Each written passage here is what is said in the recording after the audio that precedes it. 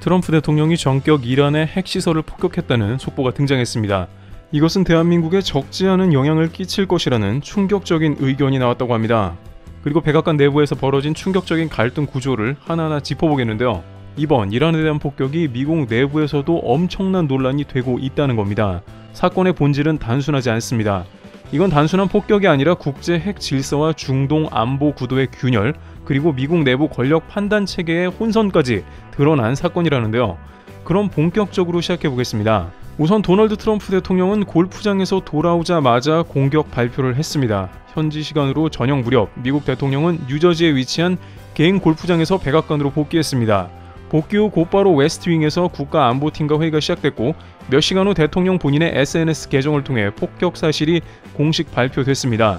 공습 목표는 단 3곳이었습니다. 그러나 그 3곳은 이란 핵 개발의 심장부입니다.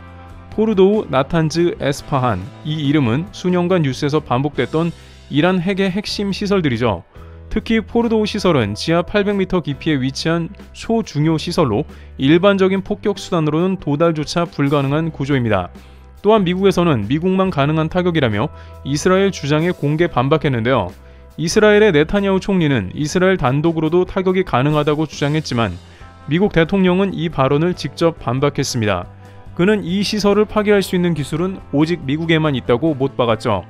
이는 단순한 기술적 우위의 표현이 아닙니다. 이스라엘과의 공조는 하되 주도권은 미국이 가진다는 선언입니다. 동맹국조차 군사 주도권의 경쟁의 대상일 수 있다는 외교적 뉘앙스도 읽혔던 대목이죠. 또한 논란이 되었던 것은 단 하루 전엔 2주 협상 제안을 했으나 급변한 메시지입니다. 타코로 불리웠던 트럼프 대통령이 이번에도 용두사미가 되는 게 아닌가 했으나 오히려 이번엔 기습을 한 겁니다. 타코는 관세로 으름장을 놓는 트럼프 대통령이 흐지부지한다는 걸 의미하는데요. 불과 하루 전까지만 해도 대통령은 이란을 향해 협상할 수 있는 시간 2주를 주겠다고 공식 발표했습니다. 그때만 해도 미국이 이란을 공습할 것처럼 하다가 역시나 트럼프 대통령이 용두사미했다는 의견이 나왔습니다. 또한 그가 직접 말한 이 2주라는 시한은 핵 협상 재개와 이스라엘 공습 중단을 조건으로 한 상대적 유화 메시지였습니다. 하지만 불과 24시간도 지나지 않아 이란의 핵심 시설을 정밀 타격했습니다. 결국 협상이라는 말은 실질적 군사 행동을 위한 명분 쌓기였던 것이었는지 아니면 의도된 외교적 시간 끌기였는지도 모릅니다. 그런데 결정적으로 이 폭격은 미국 내에서도 문제가 되었는데 정보기관 국장과 대통령의 충돌이 있었습니다. 바로 이것이 이번 사태에서 가장 논란이 된 대목이라고 전해지는데요. 대통령의 발언과 그와 상반된 정보기관의 공식 입장이 있었다는 겁니다. 대통령은 우리는 이란이 핵무기를 개발 중이라는 명확한 정보를 확보했다고 말했습니다. 하지만 툴시 게버드 국가정보국장, 즉 미국 정보기관 전체를 총괄하는 수장은 그런 정보는 없다고 못 박았습니다. 대통령이 임명한 정보수장이 대통령의 판단을 정면으로 부정한 셈입니다.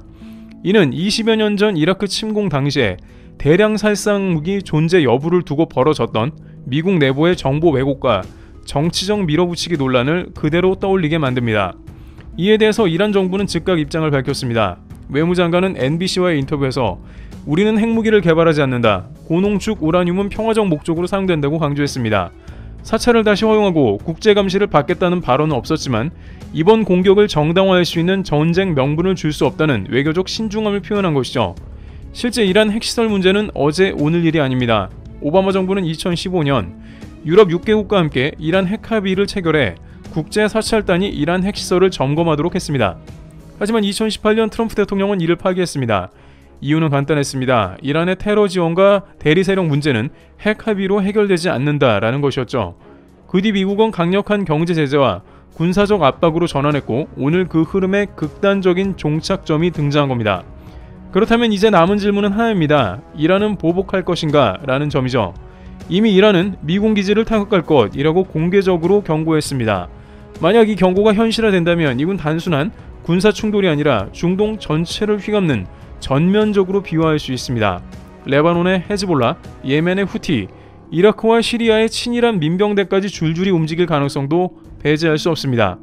또한 대한민국을 비롯한 전 세계에서는 이제 수년간 이어질 중동 전쟁을 보게 될지도 모릅니다. 아프간, 이라크는 이란보다 훨씬 작은 나라들이었는데도 전쟁은 십수년간 이어져 왔습니다. 하지만 이란은 이들보다 인구와 나라 규모가 훨씬 크고 무기 공급이 강력하며 러시아와 중국 공조에서 훨씬 더 발달해 있습니다. 따라서 미국이 루비콘강을 건넜으며 이를 어떻게 감당할지가 주목되는 장면이기도 하며 이것이 전 세계에 적지 않은 영향을 끼칠 것이라는 점에서 전문가들은 경제, 국제 외교를 주시하고 있습니다. 또한 미국이 중동에 신경을 더욱더 쓰게 되면서 한국은 이제 동북아 안보에서 더욱 골치가 아플 수도 있습니다. 미국의 힘이 이스라엘 중동으로 빠지면서 우크라이나가 곤란하게 되었던 것과 같이 동북아에서 미국이 힘을 빼고 한국의 방위비 압박과 주한미군 방위비 증액을 강력하게 요구할 가능성이 커졌다는 의미이기도 합니다. 결국 이는 단순한 폭격이 아니라 국제질서 재편의 신호를 뜻합니다. 이번 공격은 단순히 전투기 몇 대에 띄운 문제가 아닙니다.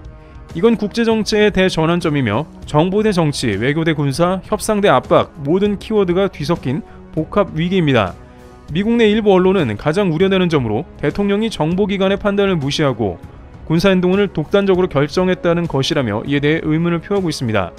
MBC에 따르면 미국은 국제사회에서 정확한 정보 없이 행동하는 국가다라는 또 다른 오명을 쓸 수도 있다는 것이죠. 앞으로 이란의 반응, 이스라엘의 추가 행동, 그리고 미국 내부의 후폭풍이 전 세계의 외교와 안보 질서를 어떻게 바꿀지 계속해서 지켜보도록 해야 할 것입니다. 속보로 들어온 도널드 트럼프 대통령의 백악관 메시지는 매우 심각한 현 상황을 보여주고 있습니다. Thank you very much. A short time ago, the U.S. military carried out massive precision strikes on the three key nuclear facilities in the Iranian regime, Fordow, Natanz, and Esfahan.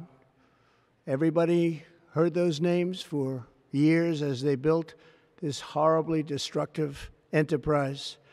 Our objective was the destruction of Iran's nuclear enrichment capacity and a stop to the nuclear threat posed by the world's #1 state sponsor of terror.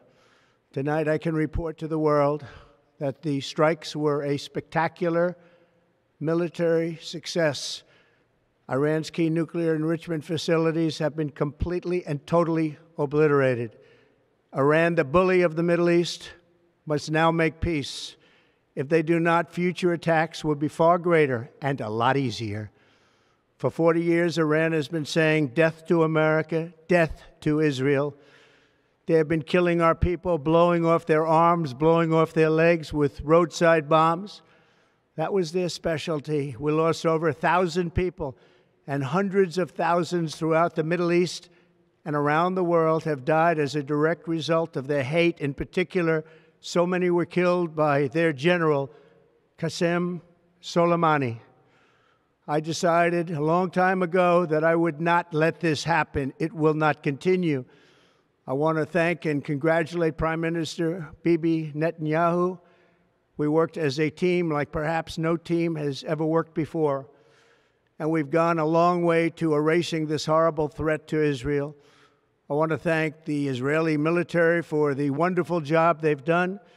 And most importantly, I want to congratulate the great American patriots who flew those magnificent machines tonight and all of the United States military on an operation the likes of which the world has not seen in many, many decades. Hopefully, we will no longer need their services in this capacity. I hope that's so. I also want to congratulate the chairman of the Joint Chiefs of Staff, General Dan Raisin Kane, spectacular general, and all of the brilliant military minds involved in this attack. With all of that being said, this cannot continue. There will be either peace or there will be tragedy for Iran far greater than we have witnessed over the last 8 days. Remember, there are many targets left. Tonight's was the most difficult of them all, by far, and perhaps the most lethal. But if peace does not come quickly, we will go after those other targets with precision, speed, and skill. Most of them can be taken out in a matter of minutes. There's no military in the world that could have done what we did tonight, not even close. There has never been a military that could do what took place just a little while ago.